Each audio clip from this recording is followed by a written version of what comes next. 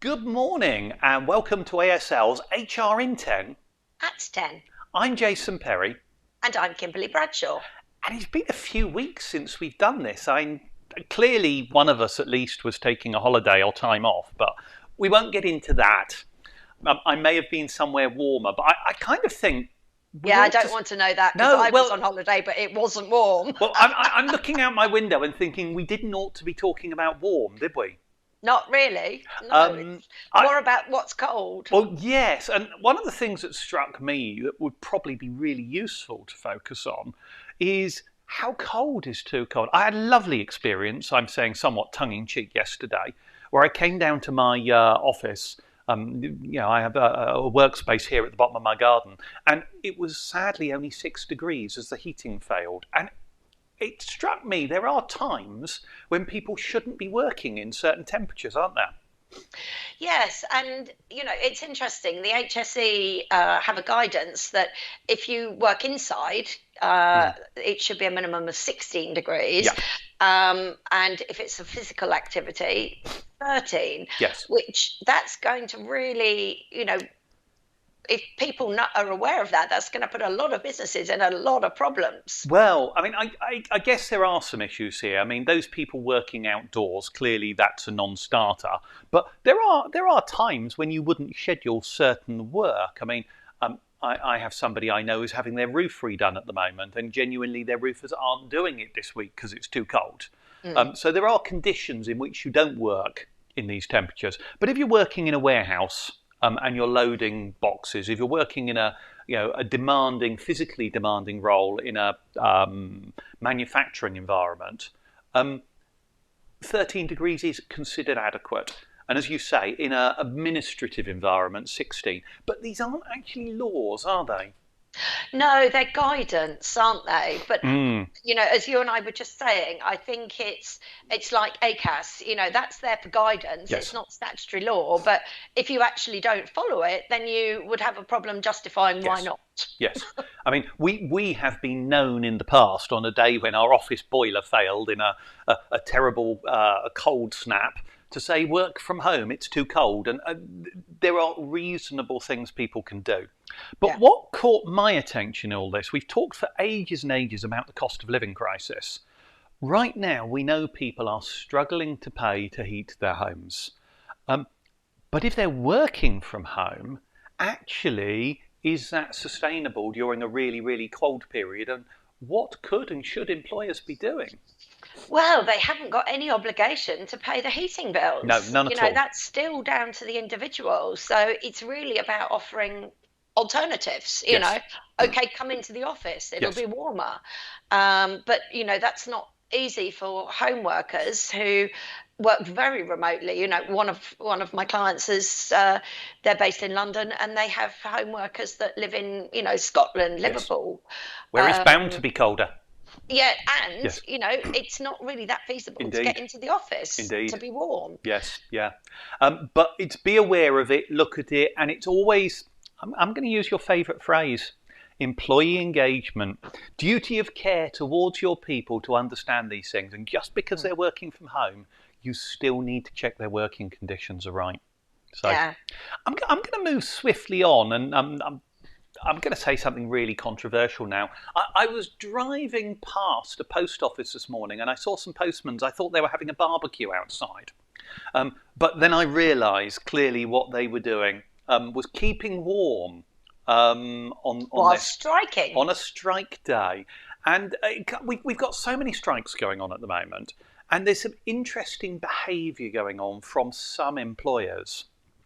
And one that caught my attention last week, and I'm not going to mention any names, but there's a reasonably large employer that has apparently chosen not to pay staff who are sick on strike days. And I guess I can kind of understand the business thinking. And employers in a difficult position, aren't they? How do they know if somebody's striking or not? Yes, I think the only way around that would, and you they don't have a legal right to this if it's under 7 days, but get a doctor's report, or unless it's in their contract that they can. But, Yeah. if the individual can prove that they were sick, then you should pay them. It's not that Yes. they're striking, but, Yes. not paying them is going to fly in the face of many contractual Yes. agreements. Yes. But what you've got is a scenario where an employer is already under pressure because a union has called a strike, its people are out, it's losing money, and when they're on strike, clearly they don't get paid.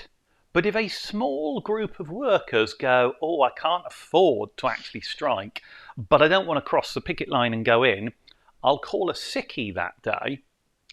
What does and could and should an employer do? Yes, well, I think it goes back to some form of evidence. And, if it's in your contract that you have to pay them, then you have to pay them. Yes. I mean, my simple world, and I always love it when things are simple, it's a breach of contract, fair and square.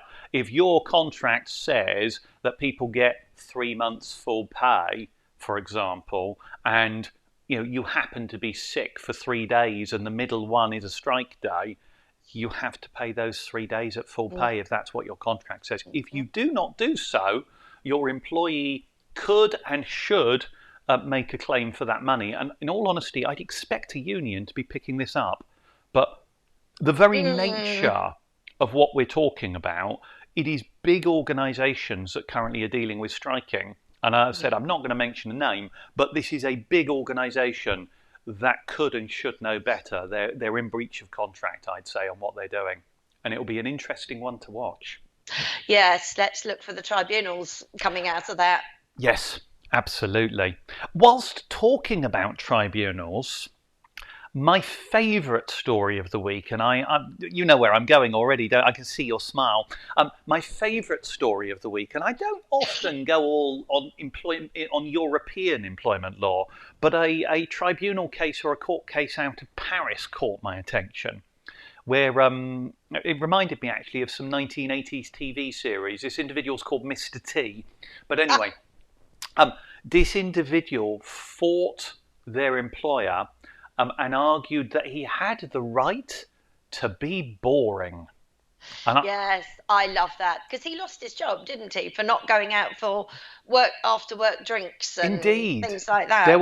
There were a whole range of let's call them creative team building exercises, and some of these events were things that many of us might feel uncomfortable with. But the culture that they developed, they clearly had somebody in who said, oh, this will be fun and create team bonding.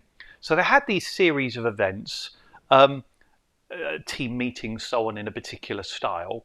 But amongst other things, there was a culture of alcohol, Friday drinking, to try and create that team spirit. And this individual didn't want to play. And he argued he shouldn't have to. And the employer said a whole range of things about him. He was boring, was one, but he didn't listen. He wasn't a team player. Yep. There were all sorts, weren't there? Yeah.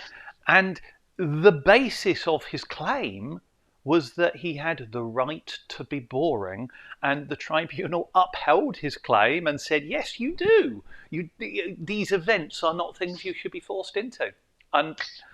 Yeah, it's interesting. I had a case this week. One of my clients rang me to say that one of their team had said that they couldn't go to the team Christmas dinner. And, everyone was up in arms about it, and, it shouldn't be allowed. And it's like, well, actually, why should he? Yes. It's not in his contractual hours. Yes. So why should he do that? Yes. It speaks to this case. I thought it was a very timely case, yes. This one. And I think it really is transferable to the UK, this one. I mean, these are events that put somebody in an uncomfortable position. And as you say, why should they? So I think this is absolutely transferable to UK law. So you have the right to be boring is my My favourite takeaway from today? Yay! Not that we are, clearly. Kimberly, we've managed to talk for a whole 10 minutes on this as ever. So HR in 10 is kind of run out of time for this week. But we will be back, I think, for the last one of the year next week. Yeah, festive one. So we will see... Oh, Christmas jumpers. Mm-hmm. There we go then. We will see you again then. Goodbye. See you next week. Thanks for watching. Bye-bye.